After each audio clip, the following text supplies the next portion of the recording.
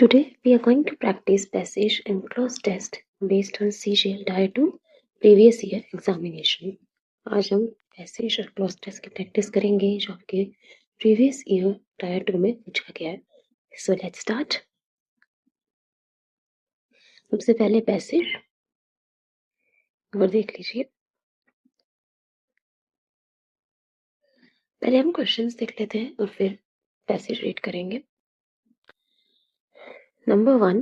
Which of these statements is not true? Question number 2. Who were papyrologists? 3. Much of the economy in the Roman Empire was run on documentary sources of the history of Roman Empire include which of these are not material remains. तो जो भी हमने questions देखे उसमें अगर आप first question पे छोड़ दो फर्स्ट क्वेश्चन में तो आपको देखना है जब this statements is not true उसको आपको ज़्यादा रीड करना पड़ेगा सारे स्टेटमेंट्स चेक करने होंगे बाकी क्वेश्चंस देखते हैं कि क्या हम बिना पैसेज रीड किए बना सकते हैं. Who were papyrologists? Papyrologists कौन हुआ करते थे? People who processed papyrus into sheets, scholars who published documents, farmers who cultivated papyrus जो papyrus की खेती किया करते थे, people who surveyed the reed-like plants along the Nile. Who were papyrologists? देखते हैं पैसेज में फर्स्ट स्लाइड कि यहाँ papyrologist के बारे में गिवन है कुछ.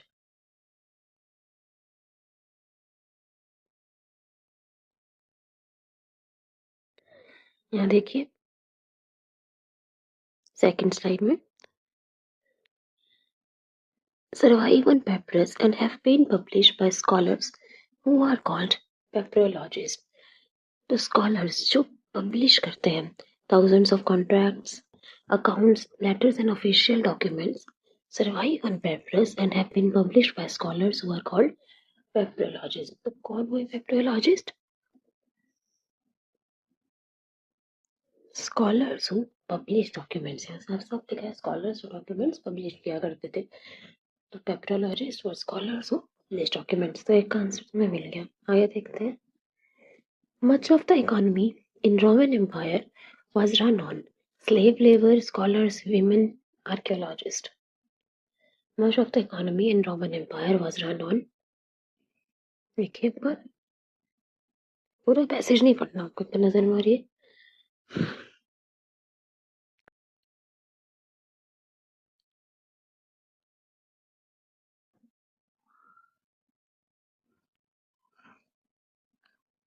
यहाँ देखिए. Much of the economy was run on slave labor, denying freedom to substantial number of persons. Much of the economy was run on slave labor. तो क्या आंसर हमारा? Much of the economy in Roman Empire was run on slave labor. और ये भी लिखा है denying freedom for substantial number of persons. Next देखिए.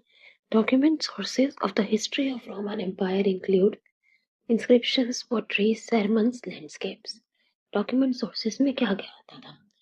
Inscription, pottery मिट्टी के बर्तन होते हैं, सेरेमन उपदेश या फिर landscape.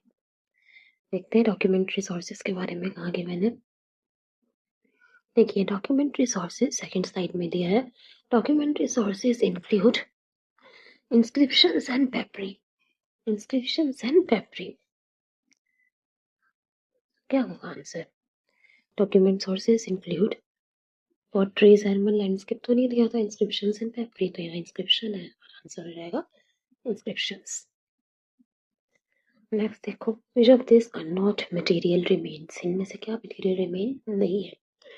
मोज़ैक्स, coins, monuments, annals. Material remains देख लेते हैं एक बार.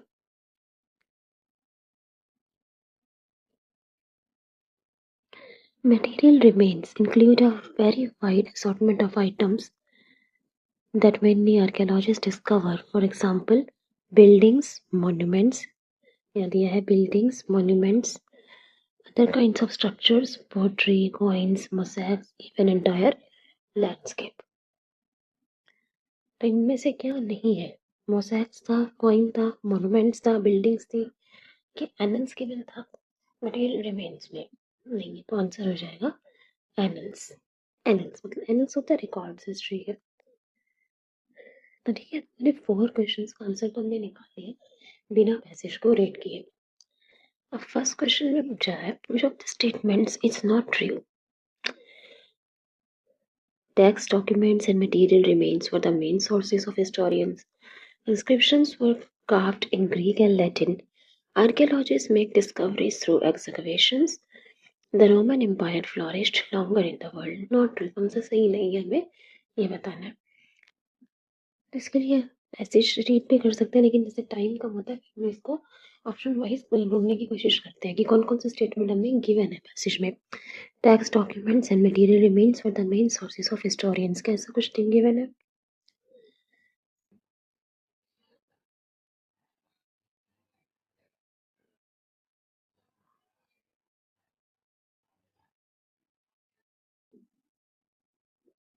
यहाँ देखिए, Roman historians have a rich collection of sources to go on, which we divide into 3 groups: text, documents, and material remains. ये तो कि रोमन हिस्टोरियन के पास 3 सोर्सेस थे: टेक्स्ट, डॉक्यूमेंट और मटेरियल रिमेन्स।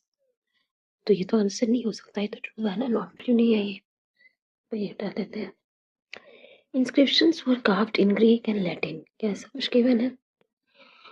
बट देखिए,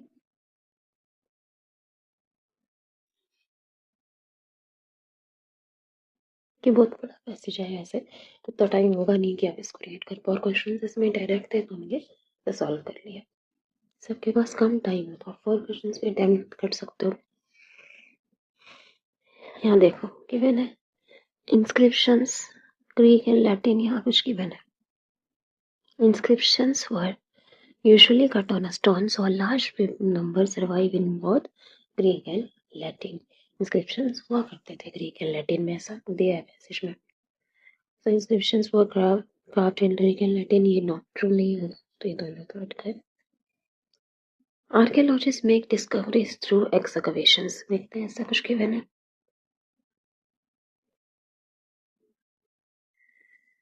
नहीं, देखो लास्ट में गिवन है Archaeologists discover through excavation, तो ये भी गिवन है, तो ये भी ट्रू है, पैसेज में गिवन है, नॉट ट्रू नहीं है। तो तीनों ऑप्शन हट जाएंगे, फर्स्ट, सेकंड और थर्ड। तो क्या हुआ हमारा answer? Fourth, the Roman empire flourished longer in the world. ठीक है, तो फर्स्ट का आंसर। फोर्थ हो गया, second, papyrologist scholars who publish documents. Most of the economy in Roman empire was run on slave labour. Documentary sources में inscriptions और papyri आते थे। क्या मटेरियल रिमेन नहीं है? एनिमल्स। ठीक है, एक बार हम पैसेज को रीड कर लेते हैं, समझ लेते हैं कि हमने क्वेश्चन सॉल्व कर लिए। आपको पैसेज का मतलब पता हो तो एक बार एक सौ रीड करते हैं। The Roman Empire covered a vast stretch of territory that included most of Europe as we know it today and a large part of Fertile Crescent in North Africa. Roman Empire एक बहुत बड़ा क्षेत्रफल हुआ करता था, vast stretch of territory that included most of Europe, जिसमें आज का यूरोप आ गया, और large part of Fertile Crescent और नॉर्थ अफ्रीका वाला हिस्सा रोमन एम्पायर का क्षेत्रफल हुआ करता था। The Roman Empire embraced a wealth of local cultures and languages. That women had a stronger legal position than they do in many countries today. Cultures के लिए, अपनी संस्कृति भाषाओं के लिए रोमन एम्पायर जाना जाता था, और महिलाओं की जो वहाँ स्थिति थी, जो लीगल पोजीशन, कानूनी स्थिति थी, वो आज के टाइम से भी अच्छी थी। But also that much of the economy was run on slave labour, बहुत इकोनॉमी जो थी वो स्लेव लेबर पर चलती थी, गुलामी पर चलती थी।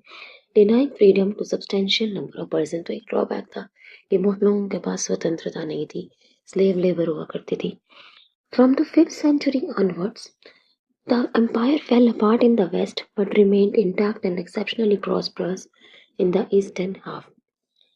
5th century की शुरुआत से क्या हुआ कि वेस्ट में तो एम्पायर बिखरने लगा, लेकिन ईस्ट में वो ना ही केवल इंटैक्ट रहा, बना रहा, बल्कि फलता फूलता रहा, सक्सेसफुल रहा, प्रॉस्पेरस रहा। Roman historians have a rich collection of sources to go on. तो रोमन हिस्टोरियन को हिस्ट्री के बारे में कैसे पता लगता है? उनके पास कई रिसोर्सेज है, कई स्रोत हैं, which we divide into 3 groups. इनको हम 3 ग्रुप्स में, 3 कैटेगरी में डिवाइड कर सकते हैं उनके सोर्सेज को। पहला टेक्स्ट, डॉक्यूमेंट्स और मटेरियल रिमेन्स। टेक्सचुअल सोर्सेज का मतलब होता है include letters, speeches, sermons, laws and histories of the period written by contemporaries। और टेक्सचुअल सोर्सेज में पत्र आ जाएंगे, स्पीचेस जो भाषण है, सरमन उपदेश जो लिखे हुए हैं, लॉस है, हिस्ट्रीज ऑफ द पीरियड जो उस टाइम के लोग थे, उन्होंने जो हिस्ट्री लिखी है उनसे टेक्सचुअल सोर्सेज है हिस्ट्री के। Document, this were called annuls. इनको एनल्स कहा जाता है। एनल्स पूछा था ना क्वेश्चन में, हिस्ट्री के रिकॉर्ड्स हैं। This were called annuls because the narrative was constructed on a year by year basis। तो हर वर्ष साल में साल के रिकॉर्ड्स बनाए जाते थे, इसलिए इनको एनल्स कहा जाता था। Documentary sources include mainly inscriptions and peppery. Documentary sources में आते थे इंस्क्रिप्शंस और peppery. Inscriptions were usually cut on stone, so a large number survive in both Greek and Latin। Inscriptions क्या होता है? जब पत्थर पर स्टोन पे खोद कर कुछ लिखा जाता है, खुदाई करके कि वहाँ पे लिखा जाता था। इंस्क्रिप्शंस मतलब पत्थरों पर, स्टोन्स पर जो लिखावट होती है, ग्रीक और लैटिन में हुआ करती थी। Papyrus was a reed-like plant that grew along the bank of Nile in Egypt and was processed to produce sheets of writing material that were widely used in everyday life। पेपरियस क्या था? एक plant था, red like plant, जो नील नदी के किनारे पे उगता था और उसको उसकी प्रोसेसिंग करके शीट्स बनाई जाती थी। शीट्स पेपर, इस पे फिर लिखा जाता था। Thousands of contracts, accounts, letters, official documents survive on papyrus। जिससे पेपरस पौधे से जो शीट्स बनाई जाती थी पेपर्स की, उन पर लेटर्स, कॉन्ट्रैक्ट्स, अकाउंट्स लिखे जाते थे। And have been published by scholars who are called papyrologist. ये क्वेश्चन भी था। मटेरियल रिमेन्स में क्या आता था? Include a wide variety of items, assortment of items that mainly archaeologists discover, for example through excavation and field survey। और material remain में जो आर्कियोलॉजिस्ट ने डिस्कवर किया, आर्कियोलॉजिस्ट जो पुरानी चीज़ों के बारे में पढ़ते हैं, डिस्कवर किया फील्ड सर्वे करके, एक्सकवेशन खुदाई करके, जैसे building, monuments, another kind of structures, pottery जो मिट्टी के बर्तन होते हैं, कॉइन्स, मोसैक। मोसैक क्या होता है कि जो जैसे कांच के टुकड़े और वो जो पत्थर के टुकड़े मिला करके ना पिक्चर से बनाया जाता है, पिक्चर्स बनाई जाती है वो सारे कांच के टुकड़ों को इकट्ठा करके, उसको कहते हैं mosaic. Even entire landscapes, each of these sources can tell us just so much about the past। तो हिस्ट्री के बारे में जानने के कई सोर्सेज हैं। टेक्सचुअल सोर्सेज हो गए, डॉक्यूमेंट्री सोर्सेज है, मटेरियल रिमेन्स है, जिससे पास्ट के बारे में बहुत बातें जानी जा सकती है। And combining them can be a fruitful exercise. और इन सब सोर्सेज को अगर हम कंबाइन करते हैं तो बहुत फलदायक हो सकता है। But how well this is done depends on historian skills. पर कैसे इन्हें कंबाइन किया जाता है, कैसे इन सोर्सेज से हिस्ट्री के बारे में पता लगाया जाता है, वो हिस्टोरियन की स्किल पर डिपेंड करते हैं।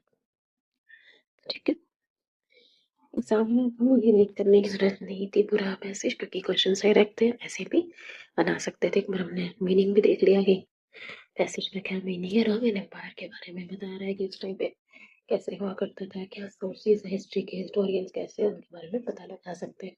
ठीक है, चलिए नेक्स्ट देखिए, ये आंसर्स हैं आपके, इसको रीड कीजिए छोटा, फर्स्ट ऐसे अटेम्प्ट कीजिए। फर्स्ट प्लान का क्या आंसर होगा? सेकंड,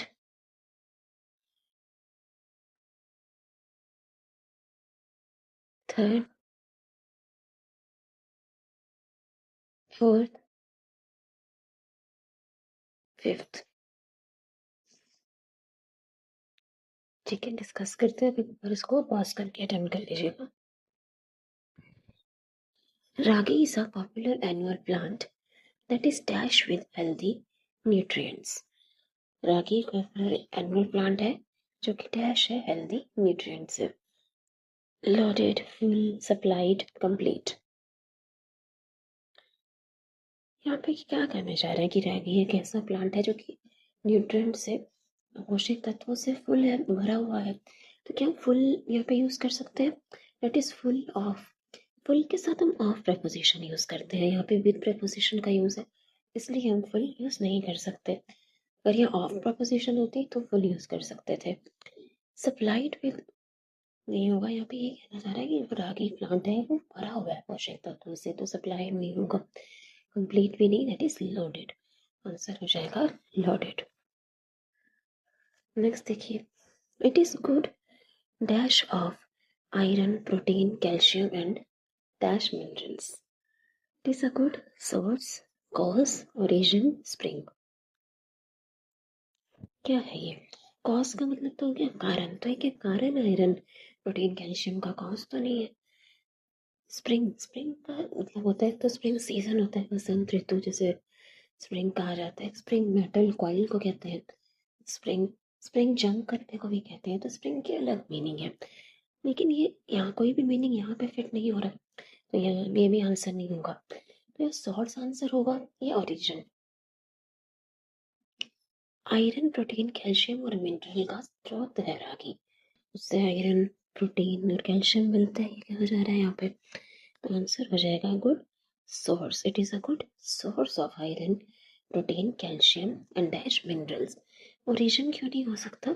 ओरिजिन का मतलब होता है स्टार्टिंग पॉइंट, कोई चीज कहाँ से शुरू हो रही है उसका मतलब स्रोत नहीं होता। ओरिजिन का मतलब होता है उत्पत्ति, स्टार्टिंग पॉइंट। जैसे Ganga river originates Gangotri glacier, तो जहाँ पे किसी चीज की उत्पत्ति हो, स्टार्ट, इट को ओरिजिन कहा जाता है। ठीक है, यहाँ पे तो सोर्स में रखना था, तो आंसर हो जाएगा सोर्स। नेक्स्ट देखिए, good source of iron, protein, calcium and dash minerals. Further, other, another, else. Further का यूज हम करते हैं इन एडिशन टू, मतलब किसी चीज के अलावा जब आपको क्या कुछ कहना हो, जैसे further this I have nothing to say, इसके अलावा मुझे कुछ नहीं कहना, तो फर्दर का यूज तो हम करते हैं इसके अलावा, इन एडिशन टू। तो एंड फर्दर मिनरल्स तो हो नहीं सकता, पहले किसी मिनरल की बात नहीं की जो हम फर्दर यूज करेंगे। Further means in addition to. Another, another के साथ हम सिंगुलर नाउन का यूज करते हैं, या प्लूरल है मिनरल, मिनरल्स, तो ये भी नहीं होगा, एल्स भी नहीं, आंसर हो जाएगा other minerals. It is a good source of iron, protein, calcium and other minerals. It is also rich in fiber and dash in weight loss. Benefit, services, help, aids. क्या होगा?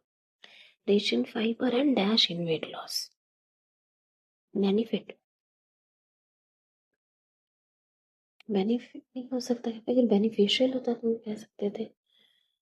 Services in weight loss में नहीं होगा।